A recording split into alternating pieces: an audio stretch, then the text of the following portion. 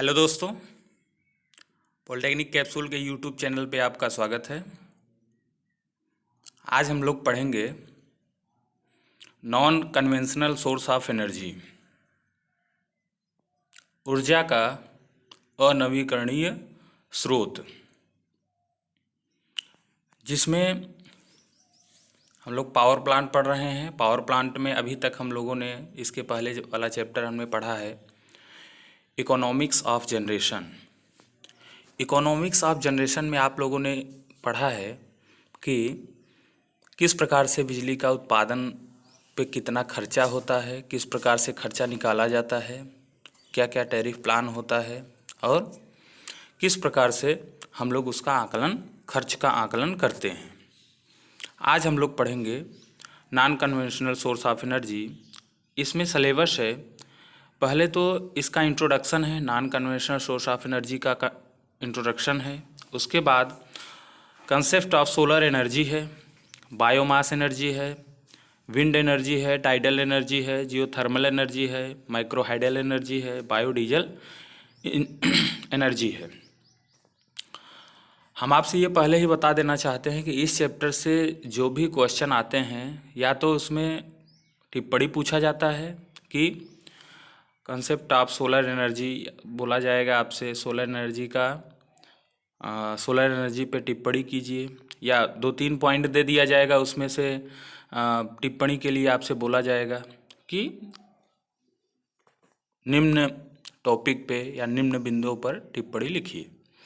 ठीक है, नहीं तो कोई क्वेश्चन ही पूछ लिया जाएगा। वेरी वेरी इंपॉर्टेंट चैप्टर है, तो मान के चलिए कि इससे एक क्वेश्चन तो ज़रूर आना फिक्स है। ठीक है, आगे हम बढ़ते हैं। पहले तो हम जानते हैं इंट्रोडक्शन कि non conventional source of energy होता क्या है, वह किस प्रकार से हमारे दैनिक जीवन को प्रभावित करता है, इसके बारे में हम लोग जानेंगे।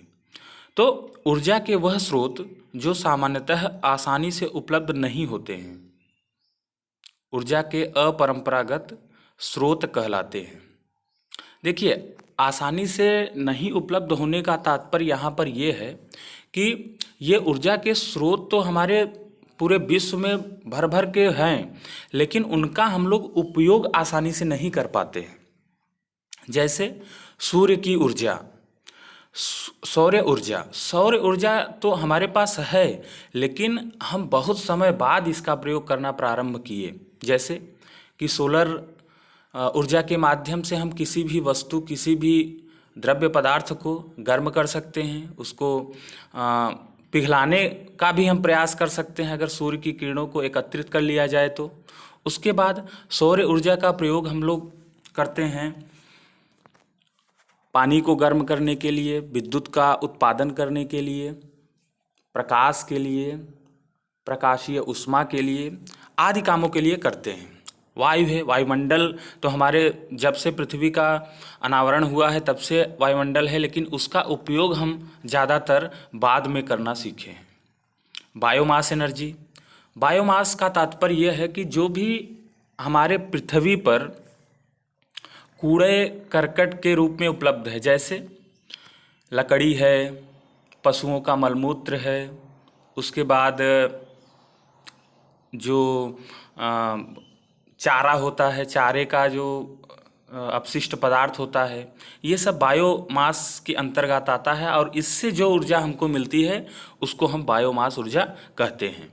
भूतापीय ऊर्जा, चौथा नंबर है भूतापीय ऊर्जा। देखिए, पृथ्वी के कोर में, अगर पृथ्वी से हम लोग सतह से 10 से 24 किलोमीटर, इतना वैज्ञानिकों का अनुमान है कि अगर पृथ्वी के सतह से 24 किलोमीटर अगर हम नीचे जाते हैं तो वहाँ पर हमको एकदम गर्म, करीब उनका तापमान 2000 सेंटीग्रेड से अधिक होता है, वहाँ पर हमको मैग्मे के रूप में मिलता है। मैग्मा मतलब पिघला हुआ पदार्थ, पिघला हुआ एकदम गर्म पदार्थ। तो वो तो हमेशा ही है, जब से पृथ्वी बना हुआ है तब से है, लेकिन उसका उपयोग हम लोग बाद में करना सीखे हैं। ज्वारीय ऊर्जा, समुद्र जो होता है, समुद्र में भी एक ऊर्जा होती है, उसके लहरों में भी ऊर्जा होती है। पूर्णिमा या अमावस्या के दिन ये लहरें अचानक से ऊपर उठती हैं और ऊपर उठ के फिर नीचे आती हैं। ये तो हमेशा से ही होता आ रहा है, लेकिन इनका उपयोग हम लोगों ने बाद में करना सीखा है। जीवाश्म ऊर्जा, जीवाश्म ऊर्जा भी हम लोग इसमें देखेंगे। जीवाश्म ऊर्जा भी हमारे पृथ्वी पर बहुत समय से उपलब्ध है, लेकिन इसका इस्तेमाल जो है हम लोग अभी करना सीखे हैं। अपरंपरागत ऊर्जा का सबसे महत्वपूर्ण स्रोत जो है सूरज है। एडवांटेज क्या है? बिना किसी खर्च के स्रोत की प्राप्ति हो जाती है।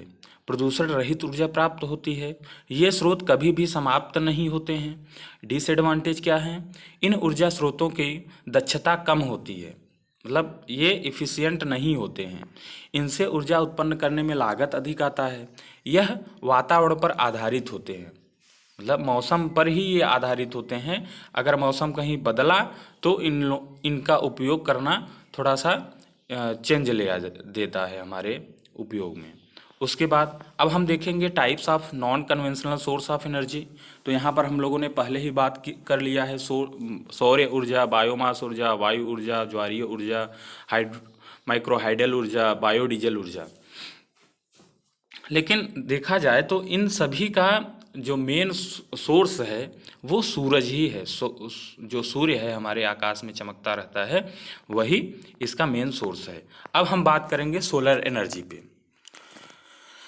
सोलर एनर्जी, यह विकिरण विद्युत चुंबकीय तरंगों के रूप में प्रयोग होता है। जिस किसी वस्तु पर यह तरंगें गिरती हैं और उसमें अवशोषित होती हैं, उस वस्तु का तापमान बढ़ता है। सौर ऊर्जा एक स्वच्छ, समाप्त न होने वाली, प्रचुर मात्रा में उपलब्ध सर्वव्यापी ऊर्जा है, हर जगह व्याप्त है। सौर ऊर्जा का उपयोग प्रत्यक्ष और अप्रत्यक्ष रूप से किया जा सकता है। तो अब हम देखते हैं कि प्रत्यक्ष रूप से सौर ऊर्जा का उपयोग कैसे किया जाता है।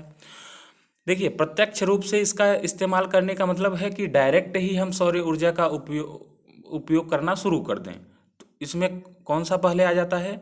Photovoltaic system. जो हमारा फोटोवोल्टिक सिस्टम होता है या जो सोलर पैनल होता है, उसके माध्यम से डायरेक्ट ही हम सूर्य ऊर्जा को विद्युत ऊर्जा में कन्वर्ट कर देते हैं।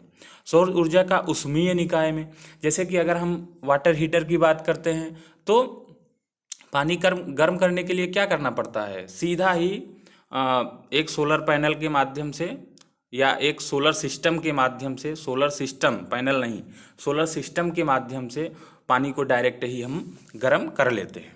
ठीक है। अप्रत्यक्ष रूप से ऊर्जा का उपयोग, सौर ऊर्जा का उपयोग किस प्रकार से कर सकते हैं? तो अप्रत्यक्ष रूप से सौर ऊर्जा का उपयोग हम लोग वायु ऊर्जा के माध्यम से कर सकते हैं, बायोमास ऊर्जा के माध्यम से कर सकते हैं, हाइड्रो एनर्जी के माध्यम से कर सकते हैं। उसके बाद ओशिन, जो समुद्री ऊर्जा है, उसके माध्यम से हम कर सकते हैं। फॉसिल एनर्जी, जो हमारा जीवाश्म ईंधन है, उसके माध्यम से भी कर सकते हैं। ठीक है। सौर ऊर्जा का दहन करने वाली विभिन्न युक्तियां निम्न हैं। जैसे सौर ऊर्जा का दोहन करने का मतलब यह है कि सौर ऊर्जा का उपयोग हम किस किस प्रकार से कर सकते हैं। सौर ऊर्जा कुकर में भी हम लोग सौर ऊर्जा का उपयोग कर सकते हैं। सौर ऊर्जा से विद्युत उत्पादन कर सकते हैं। सौर ऊर्जा के वायु हीटर होते हैं, सौर ऊर्जा के वाटर हीटर होते हैं, सौर ऊर्जा की बैटरी होती है। अब हम लोग देखेंगे कि सौर ऊर्जा की एनर्जी का कन्वर्जन हम किस प्रकार से करते हैं, इस सौर ऊर्जा को हम दूसरे प्रकार की ऊर्जा में कैसे बदल देते हैं, इसको हम लोग देखेंगे। तो सबसे पहले हमारा क्या है? सोलर एनर्जी है। सोलर एनर्जी को फोटोसिंथेसिस एक प्रक्रिया होती है, उसके माध्यम से इसको हम लोग फोटोसिंथेसिस जो क्रिया होती है वो बायोमास में होती है, और बायोमास ही क्या करता है? इस सोलर एनर्जी को एनर्जी जनरेशन में उपयोग में लाता है। ठीक है, ये बातें समझ में आ गई होंगी आपको, आशा करता हूँ। अगर आपको वीडियो अच्छी लग रही हो तो बीच बीच में लाइक वगैरह कर दिया करिए, जिससे कि मोटिवेशन मिलता है। जो भी पढ़ाता है आपको, एक हमारा ही चैनल नहीं, आप जिस भी चैनल पे कुछ अच्छा देखते हैं तो उस पर अगर आपको कंटेंट अच्छा लग रहा है तो वहाँ पे लाइक ज़रूर किया करिए। ठीक है। अब हम लोग देखेंगे सोलर ऊर्जा का एडवांटेज। सोलर ऊर्जा का सबसे बड़ा एडवांटेज है ये पॉल्यूशन फ्री होता है। आज के विश्व पर्यावरण में अगर हम देखें तो पॉल्यूशन सबसे बड़ी समस्या है। तो जो सोलर एनर्जी हमको मिलती है सूर्य के माध्यम से, वो पॉल्यूशन फ्री होता है। यह असीमित मात्रा में उपलब्ध होता है। इसका ऑपरेटिंग कास्ट और मेंटेनेंस कास्ट कम होता है। इससे डायरेक्ट विद्युत ऊर्जा उपलब्ध हो जाता है। विभिन्न प्रकार से इसका उपयोग किया जाता है, जैसे solar cooker, electric city generation में किया जाता है, वाटर हीटर में किया जा सकता है। ठीक है। डिसएडवांटेज, इसमें सोलर एनर्जी को कलेक्ट करने के लिए अधिक खर्च आता है। सबसे बड़ी कमी यही है कि सोलर एनर्जी को हम लोग इसको बहुत अधिक समय बाद, क्यों, पृथ्वी के या सौरमंडल के बनने के बाद, जब से हम लोग यहाँ पृथ्वी पर रह रहे हैं, उससे बहुत समय बाद हम सोलर एनर्जी का उपयोग करना सीखे हैं। ठीक है। प्राकृतिक रूप में तो हम लोग सौर ऊर्जा का उपयोग करते रहते हैं, जैसे कि हमको कपड़ा सुखाना हुआ, शरीर को सुखाना हुआ, या भिन्न भिन्न सामग्रियों को सुखाना हुआ, अनाज को सुखाना हुआ, उसमें तो कर रहे हैं। लेकिन हम लोग कॉमर्शियली इसका उपयोग बहुत बाद में करना प्रारंभ किए। इसका सबसे बड़ा समस्या यही था कि सोलर एनर्जी को, इस व्यापक एनर्जी को हम कलेक्ट नहीं कर पा रहे थे। दूसरा क्या है, इसकी दक्षता बहुत कम होती है। भाई सोलर एनर्जी में क्या होता है कि कभी कभी कम ऊर्जा, कभी कभी धूप कम होता है, कभी कभी बहुत अधिक हो जाता है। तो इससे क्या होता है, कंटिन्यूटी और दक्षता कम हो जाती है। यह हमेशा उपलब्ध नहीं होता है। भाई यह तो मौसम पर निर्भर करता है कि सूर्य की रोशनी की उपलब्धता जाड़े में कम होता है, ठंडी में कम होता है, गर्मी में बहुत अधिक होता है, बरसात में मीडियम रहता है। तो इसकी उपलब्धता भी ज़्यादातर नहीं होती है, हमेशा ही उपलब्ध नहीं होता है।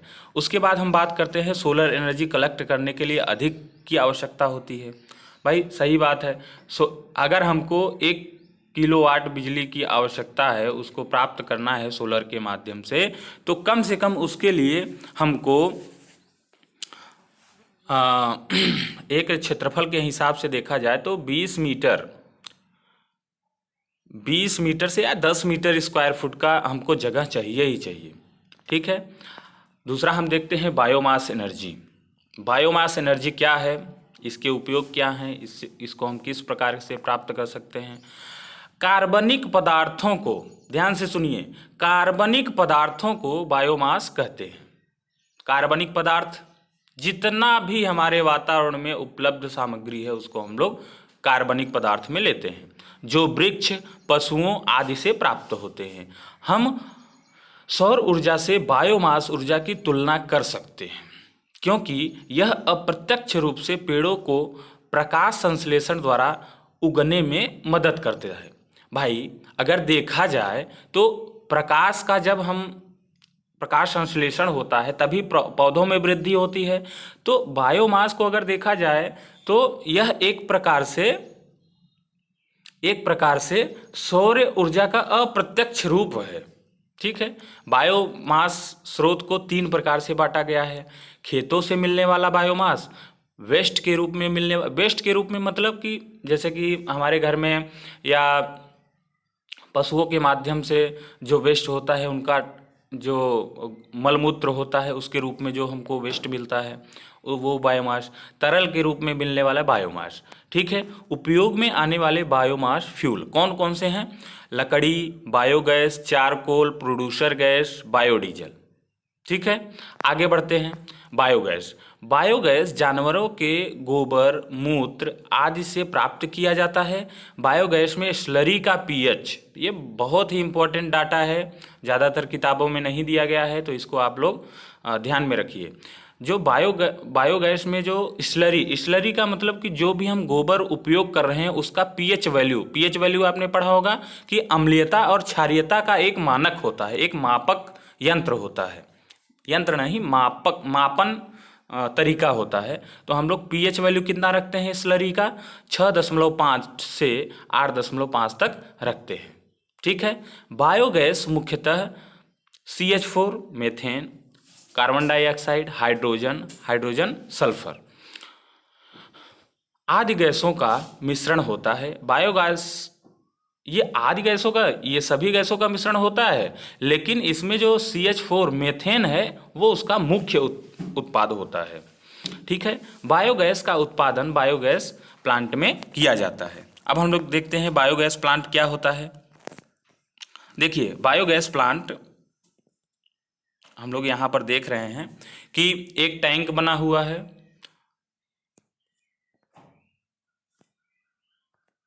एक टैंक बना हुआ है और इस टैंक में हम लोग स्लरी भरते हैं, मतलब गोबर भरते हैं। आप लोग देहात के अगर रहने वाले हैं तो ये गोबर आपके पास आसानी से उपलब्ध होगा, नहीं तो अगर कहीं शहरी इलाके में है तो वहाँ पर बायोमास वेस्ट मिलता है, जैसे कि कूड़ा करकट हो गया, सब्जियां हो गई इत्यादि होता है, तो उसको इनलेट टैंक के माध्यम से यहाँ पर भेजा जाता है। अब इसको यहाँ पर कम से कम 10 से 15 दिन तक सड़ने के लिए इसमें रखा जाता है। 10 से 15 दिन जब ये सड़ जाता है तो इसमें भिन्न भिन्न प्रकार की गैसें उत्पन्न होती हैं। गैसें उत्पन्न होती हैं तो इनको एक पाइप के माध्यम से हम लोग ये यहाँ पर वाल्व वगैरह लगा के उपयोग के लिए प्राप्त कर सकते हैं। इसका उपयोग खाना बनाने के लिए भी होता है और भिन्न भिन्न कार्यों के लिए इसका उपयोग होता है। ठीक है, और जो भी यहाँ पर प्राप्त होता है उसको हम लोग इस तरीके से यहाँ पर एक स्टोरेज टैंक बनाते हैं। स्टोरेज टैंक के जब भी हम लोग उपयोग होता है यहाँ से इसको हम लोग प्राप्त कर लेते हैं। ये तो हमारा मेन है। अगर हमको निकालना है तो सारी गैसों को यहाँ से निकाल सकते हैं, लेकिन हमको अगर स्टोर करना है तो स्टोर करने के लिए इस प्रकार का हमको व्यवस्था बनाना पड़ेगा, एक टैंक बनाना पड़ेगा, उससे हम लोग प्राप्त करते हैं। ठीक है, आगे हम लोग बढ़ते हैं। इस फिगर को आप लोग स्क्रीनशॉट करके रखिएगा और बनाने का प्रयास करिएगा। ठीक है, अब देखिए बायोमास का उपयोग हम लोग किस प्रकार से करते हैं। इसका उपयोग कुकिंग, खाना बनाने में, लाइटिंग, हीटिंग और छोटे आईसी इंजन में किया जाता है। विंड एनर्जी, वायु ऊर्जा। ऊर्जा के अपरंपरागत स्रोतों का एक स्रोत पवन ऊर्जा है। पवन ऊर्जा का उपयोग विद्युत शक्ति के उपजाने में मितव्ययतापूर्वक किया जाता है। इस ऊर्जा को यांत्रिक ऊर्जा में परिवर्तित करके पंपिंग द्वारा पानी को ऊपर उठाया जाता है। पृथ्वी पर पवन ऊर्जा के उपलब्ध स्रोत का अनुमानित मान 1.6 गुणित 10⁻7 मेगावाट है। पवन ऊर्जा से चालित एक अन्य तंत्र पवन चक्की है। पवन चक्की में सामान्यतः 12 पंखे लगे होते हैं जो हवा से घूमते हैं। पवन चक्की की ऊंचाई लगभग 7 मीटर होती है। कितनी मीटर होती है? 7 मीटर होती है। यह हवा की किसी भी दिशा तथा रफ्तार पर कार्य करते हैं। पवन चक्की से अधिकतम 20 मीटर की गहराई से पानी निकाला जा सकता है। एडवांटेज क्या है इसके? बिना किसी खर्च के वायु प्राप्त होती है। हवा कभी खत्म न होने वाला स्रोत है। मेंटेनेंस कास्ट बहुत कम है। ईंधन की आवश्यकता नहीं होती है। पवन ऊर्जा का नवीकरणीय ऊर्जा है। ठीक है, डिसएडवांटेज क्या है? पवन ऊर्जा घटती बढ़ती रहती है। इनिशियल कास्ट अधिक आता है। ध्वनि प्रदूषण होता है। जब ये पवन चक्कियाँ चलती हैं तो बहुत आवाज़ होता है, जिसको हम लोग ध्वनि प्रदूषण के रूप में देखते हैं। ठीक है, आगे हम लोग देखते हैं क्या है। आगे देखते हैं कि यही विंड मिल बनाया गया है। विंड मिल में ये पंखुड़ियाँ होती हैं। पंखुड़ियाँ जब हवा लगता है तो हवा से ये घूमती हैं। और एक विशेष बात यह है कि ये जो विंड मिल या पवन चक्की होती है, इसके जो पंखे होते हैं, ये हवा चाहे कम रफ्तार से हो, हवा चाहे अधिक रफ्तार से हो, हवा चाहे किसी भी दिशा से आ रहा हो, इनको घूमना तय है। ये घूमते ही घूमते हैं। उसके बाद जो भी यहाँ से इन पंखों के घूमने के कारण जो भी ऊर्जा बनेगी, जो भी यांत्रिक ऊर्जा बनेगी, उसको हम लोग जनरेटर में भेजेंगे। जनरेटर यांत्रिक ऊर्जा को किस में परिवर्तित कर देता है? आप लोगों को मालूम ही होगा, इलेक्ट्रिकल एनर्जी में, विद्युत ऊर्जा में परिवर्तित कर देता है, जिससे कि हम लोग विद्युत ऊर्जा प्राप्त हो जाती है। ठीक है, आगे बढ़ते हैं। भूतापीय ऊर्जा, जियोथर्मल एनर्जी। पृथ्वी की ऊपरी सतह से 24 से 40 किलोमीटर के भीतर की गहराइयों में गर्म पिघली चट्टानें होती हैं। क्या होती हैं? चट्टानें होती हैं, जिन्हें मैग्मा कहते हैं। गर्म मैग्मा ठोस के रूप में जम जाने के बाद इग्नस रॉस कहते हैं। जो गर्म मैग्मा होता है वो क्या होता है, जब थोड़ा ठंडा होता है तो ठोस के रूप में जम जाती है, जिसे क्या कहते हैं, इग्नस। शब्द को ध्यान दीजिए, इग्नस रॉक कहते हैं। देखिए टेक्निकल में शब्दों का प्रयोग तो आप भिन्न भिन्न प्रकार से कर सकते हैं, लेकिन टेक्निकल वर्ड को आपको हमेशा ही अंडरलाइन करके रखना चाहिए। जैसे इग्नस रॉक हो गया, मैग्मा हो गया, ठीक है। गर्म जल संवहन की क्रिया के फलस्वरूप ऊपर उठकर संरंध्र परतों में आता है। अब देखिए मैग्मा क्या करता है, वो जमीन के अंदर पानी भी होता है तो पानी को गर्म करता है। पानी को गर्म करने से पानी भाप बनता है, और भाप बनने के माध्यम से पृथ्वी में छोटे छोटे छिद्र होते हैं, उसमें आता है। अब आके क्या करता है, आगे देखते हैं।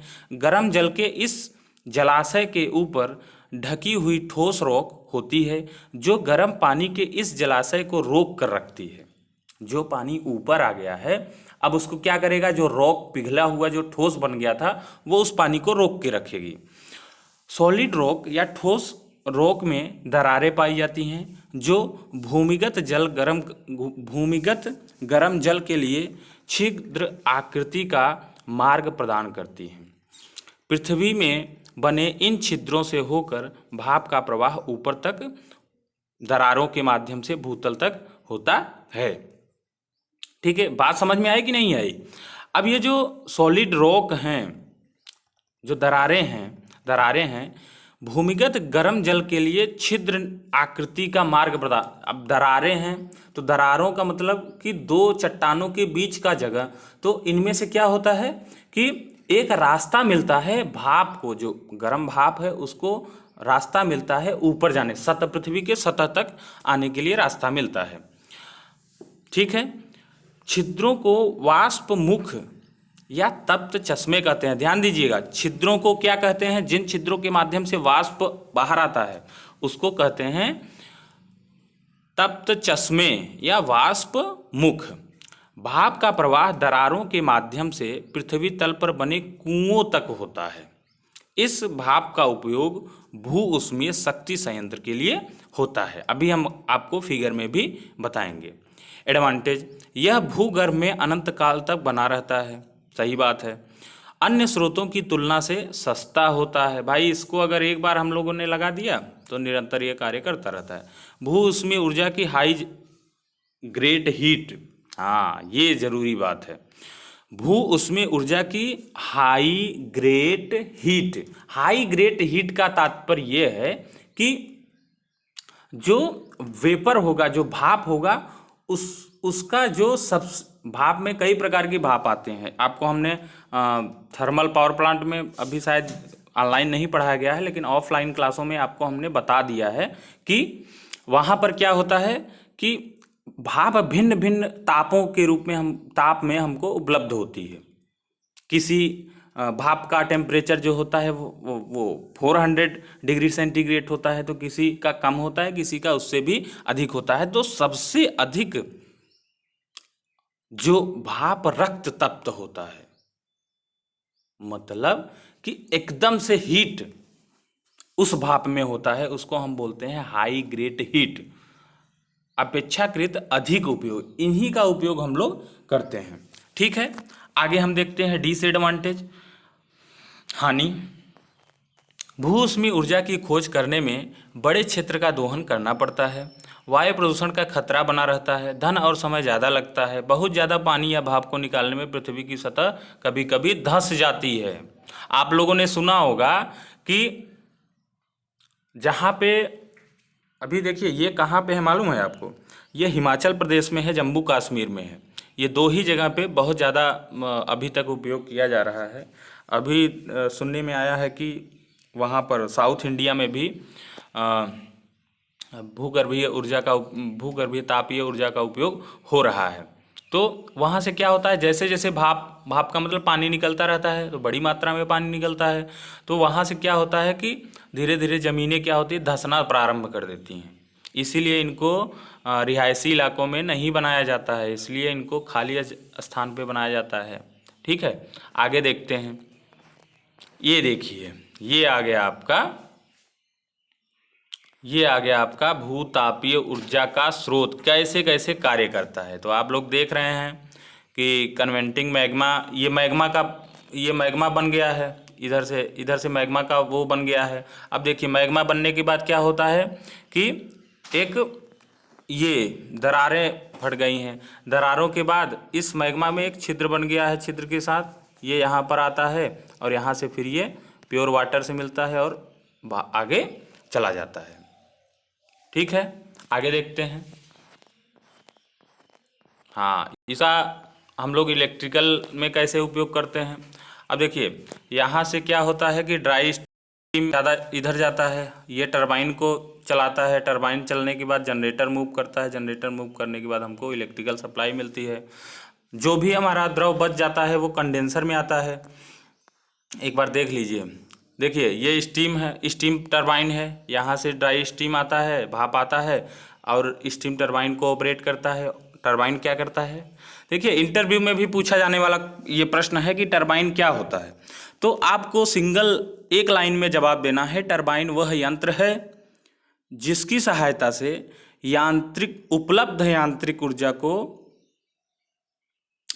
उपलब्ध ऊर्जा को यांत्रिक ऊर्जा में बदला जाता है। जब यहाँ से यांत्रिक ऊर्जा हमको मिलती है तो उस यांत्रिक ऊर्जा का उपयोग हम लोग जनरेटर में करते हैं। जनरेटर में क्या होता है कि यांत्रिक ऊर्जा को वो इलेक्ट्रिकल ऊर्जा में, विद्युत ऊर्जा में बदल देता है। अब यहाँ से तो काम हो गया, लेकिन इस स्टीम टरबाइन से जो भी भाप, ऐसा तो है नहीं कि यहाँ पे आके भाप खत्म हो जाएगा, भाप तो आगे निकलेगा ना, आगे निकल के वो फिर कहाँ पे जाता है, कंडेंसर में जाता है। कंडेंसर में गया, कंडेंसर में क्या हुआ, वो द्रव में बदल गया, द्रव में बदलने के बाद उसको पंप के माध्यम से फिर से ज़मीन में भेज दिया जाता है, फिर से ज़मीन में भेज दिया जाता है। इसलिए लेवल बना रहता है, वाटर लेवल बना रहता है। ठीक है, आगे हम लोग देखते हैं micro hydel energy. Micro hydel energy वैसा ही है जैसा कि आप लोगों को हाइड्रो पावर प्लांट में पढ़ाया गया है, बस अंतर ये है कि माइक्रो हाइडल एनर्जी जो जल विद्युत सूक्ष्म, इसको हम बोलते हैं सूक्ष्म जल विद्युत संयंत्र, तो वहाँ पे हम लोग व्यापक रूप में जल का उपयोग करके विद्युत का जनरेशन कर रहे थे। यहाँ पे हम लोग अगर सूक्ष्म मात्रा में जल है तो उसमें किस प्रकार से हम विद्युत का उपयोग करेंगे, विद्युत का जनरेशन करेंगे, यहाँ पे वो चीज़ें बताई गई हैं। तो लिखिए, सूक्ष्म जल विद्युत ऊर्जा परियोजना एक ऐसी विधि है जिसके द्वारा मितव्ययी रूप से तथा सूक्ष्म जल मात्रा से भी ऊर्जा का उत्पादन किया जाता है।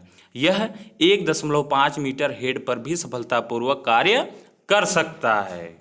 मतलब कि अगर 1.5 मीटर का भी अगर जल का हेड हमको मिल गया तब भी हम लोग इसको कार्य में ले सकते हैं।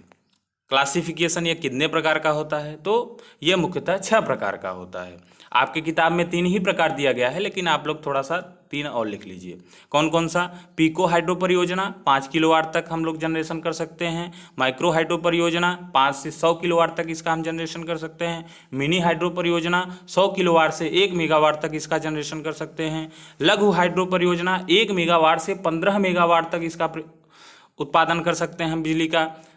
मीडियम हाइड्रो परियोजना 15 मेगावाट से 100 मेगावाट तक हम लोग ये इसका विद्युत का उत्पादन कर सकते हैं। दीर्घ हाइड्रो परियोजना, अब हम 100 मेगावाट से अधिक का अगर विद्युत जनरेशन करना है तो वहाँ पर दीर्घ हाइड्रो परियोजना का हम लोग उपयोग करेंगे। ठीक है, आगे देखते हैं कहाँ कहाँ पाया जाता है। भारत में अरुणाचल प्रदेश, जम्मू कश्मीर, उत्तराखंड, हिमाचल प्रदेश, पंजाब, हरियाणा और उत्तर प्रदेश में यह परियोजना लागू है। मतलब यहाँ ये हम लोग हाइड्रो, क्योंकि वहाँ क्या होता है कि वहाँ छोटे छोटे तालाब पाए ही जाते हैं, उधर मतलब छोटे छोटे जलाशय, तालाब, पहाड़ियाँ, ये सब ही पाया जाता है। वहाँ पे आदमी बहुत कम रहते हैं, ये चीज़ें ज़्यादा रहती हैं, तो ये सब वहाँ पाया जाता है और इसीलिए वहाँ पे ही इसका चलन है। आगे देखते हैं, यदि जल का हेड निम्न है तो साधारणतया cross flow turbine tube turbine व प्रोपेलर टरबाइन का प्रयोग किया। ये सब टरबाइनें आप लोग नई नई सुन रहे होंगे, मतलब अभी तक इनका प्रयोग हम लोग नहीं करते थे। तो ये सब बहुत छोटे छोटे टरबाइन हैं। आप लोगों ने एक सुना होगा कि कुएं से रहट के माध्यम से पानी निकालते हैं। रहट में क्या होता है, एक गोलाकार संरचना बनाते हैं, उसमें कई बाल्टियां लटका देते हैं, मतलब बाल्टी जैसा लटका देते हैं। हम दिखा भी देते हैं आपको। ये देखिए रहट में क्या होता है, इस प्रकार से होते हैं। इसको हम लोग बैल में लगा देते हैं और यहाँ पर बाल्टी लटका देते हैं, यहाँ पर बाल्टियाँ लटका देते हैं, बाल्टी लटका देते हैं। अब इसको क्या करते हैं, किसी कुएं या किसी तालाब में हम लोग ले जाते हैं जहाँ पर कि जल भरा होता है। अब ये धीरे धीरे ऐसे घूमेगा घूमेगा घूमेगा घूमेगा घूमेगा घूमता रहेगा, तो एक समय आएगा इस बाल्टी में पानी भरेगी, इस बकेट में पानी भरेगा, और पानी भरने के बाद पानी भरा होता है, इस बकेट में पानी भरेगा। पानी भरने के बाद ये कहाँ पे आएगा, यहाँ पे आएगा, और यहाँ से एक नाली बनी होती है, इस नाली में वो पानी गिरेगा और पानी नाली के माध्यम से बाहर चली जाएगी। तो सेम टू सेम प्रकार की ये चीज़ें होती हैं। इसमें भी ऐसा एक गोलाकार संरचना बनाते हैं टरबाइन की तरह, और उसमें क्या करते हैं कि कुछ खपच्चे लगा देते हैं।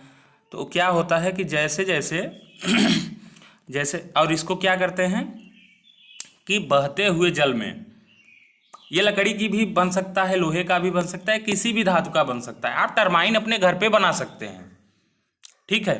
तो ये किसी भी धातु का बना होता है। तो जैसे इसको अगर हम बहते जल में, कोई किसी नाले में अगर जल बह रहा है या किसी भी जगह पे प्रवाहित हो रहा है, तो उसको हम लोग बहते हुए जल में रख देते हैं। और ये जल जो है इनके खपच्चों में या वेन में, इसको हम वेन भी कर सकते हैं, वेन में टकराता है, और टकराने के बाद क्या होता है, ये घूमने लगता है। घूमने से फिर इसको हम लोग किसी जनरेटर में कनेक्ट कर देते हैं। जनरेटर में कनेक्ट करने से क्या होता है कि वो बिजली का उत्पादन करता है, लेकिन बहुत सूक्ष्म मात्रा में बिजली इससे हमको प्राप्त होती है। इसीलिए इसको माइक्रो हाइडल एनर्जी प्रोजेक्ट बोला जाता है, ठीक है। दूसरा हम लोग देखते हैं, यदि जल का हेड मध्यम है तो semi Kaplan turbine, bulb turbine का उपयोग में लाते हैं, ठीक है। आगे हम लोग देखते हैं, उच्च जल हेड की दशा में कप्लान एवं पेल्टन व्हील टरबाइन का उपयोग किया जाता है, ठीक है। ये देखिए दिखाया भी गया है, आपको पूरा संरचना करके दिखाया गया है, हाँ, कि भाई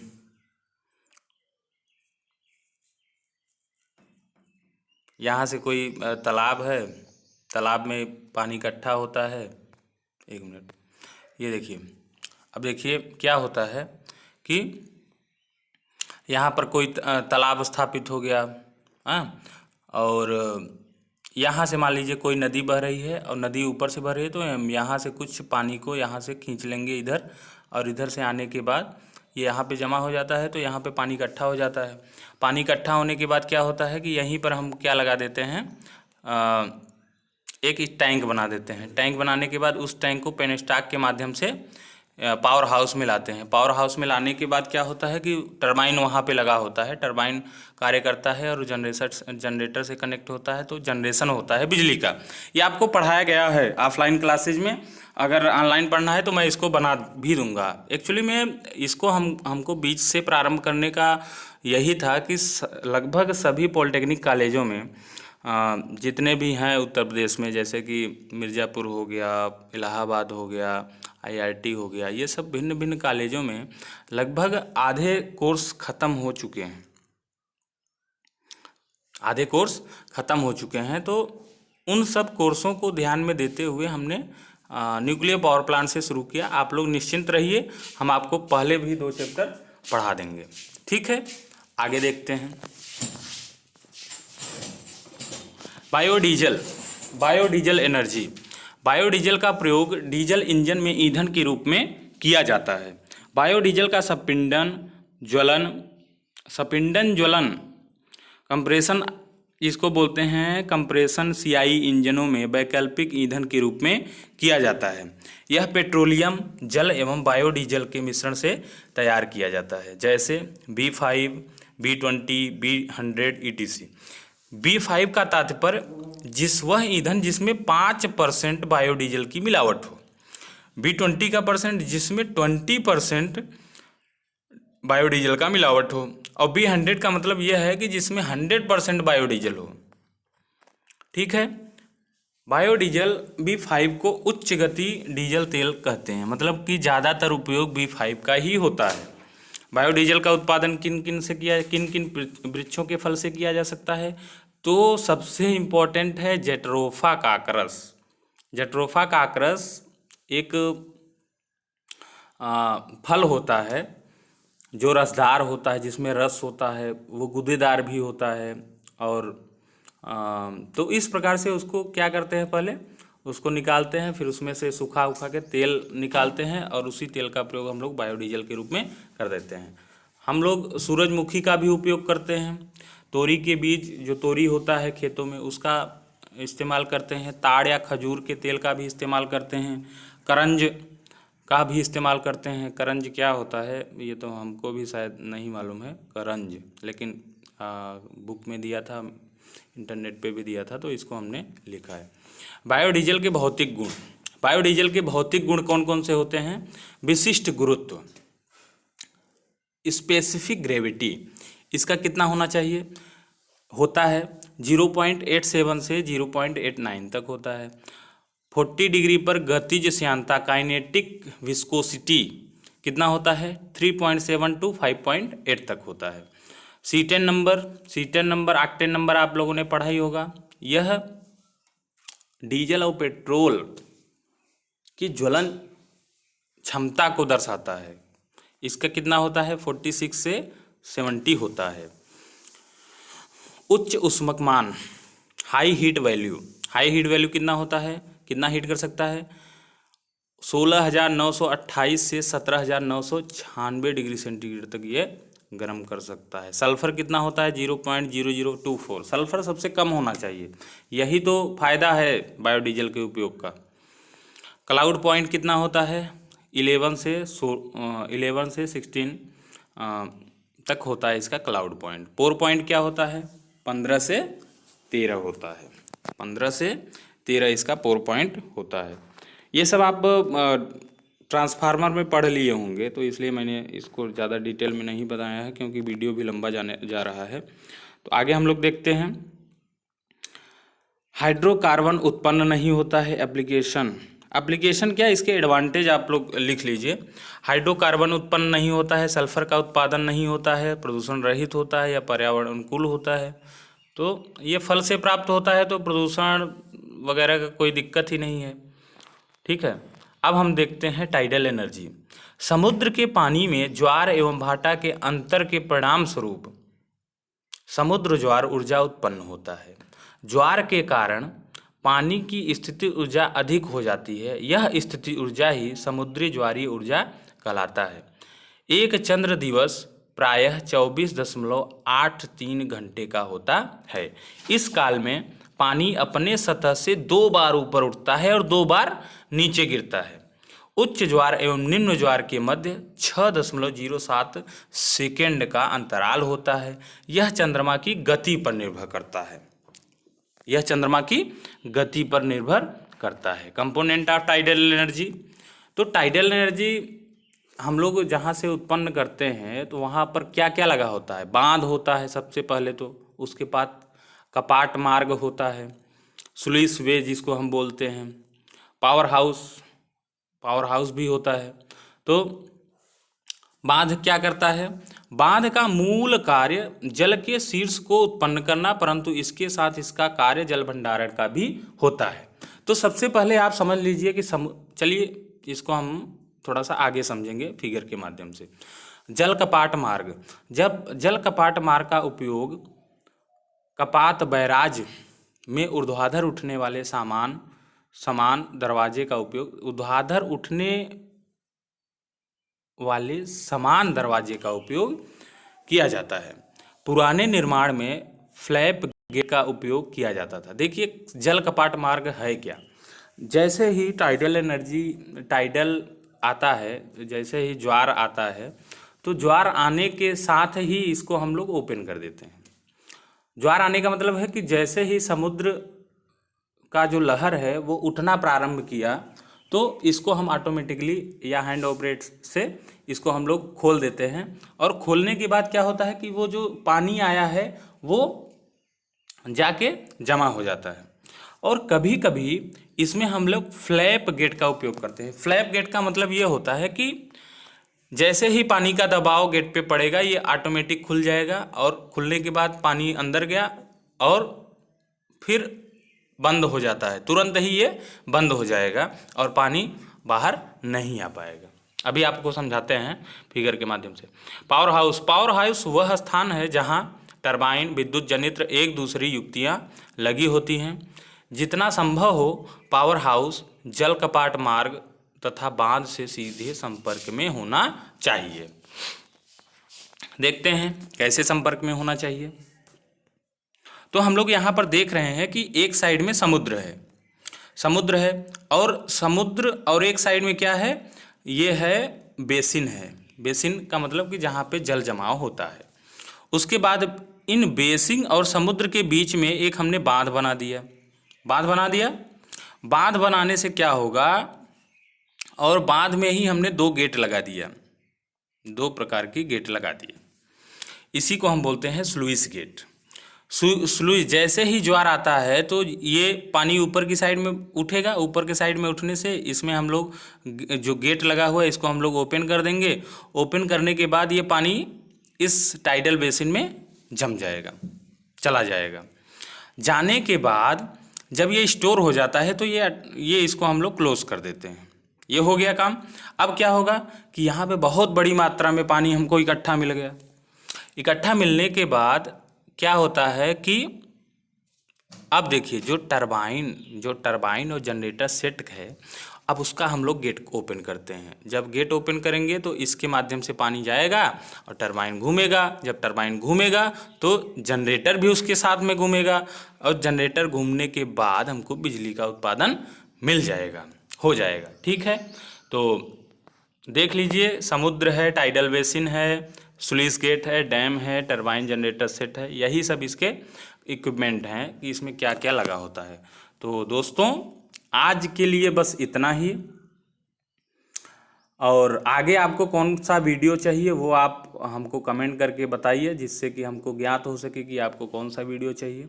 और अभी तो लाइव क्लासेस शुरू हो गई हैं, तो आप लोग ज़्यादा से ज़्यादा लाइव क्लास में रहा करिए। ड्राइंग का लाइव क्लास शुरू हो गया है। UEE अभी तो आप फाइनल ईयर में है तो UEE का भी क्लास शुरू हो गया है। तो आप लोग ज़्यादा से ज़्यादा संख्या में लाइव क्लास में रहा करिए, जिससे कि आपको मदद मिल सके। इस बंदी के दौर में हम लोगों का प्रयास ये है कि कम संसाधनों के उपलब्धता के बावजूद आपको अच्छी से अच्छी गुणवत्ता वाली शिक्षा मिल सके, जिससे कि आप लोगों का किसी भी सब्जेक्ट में बैक ना आए, आप अच्छे नंबरों से पास हो। इसीलिए आपको नोट्स भी प्रोवाइड हो रहा है धीरे धीरे। ठीक है, तो आप लोग ज़्यादा से ज़्यादा संख्या में लाइव क्लासों में आने का प्रयास करें। टाइम दे दिया जाता है 2-3 घंटे पहले।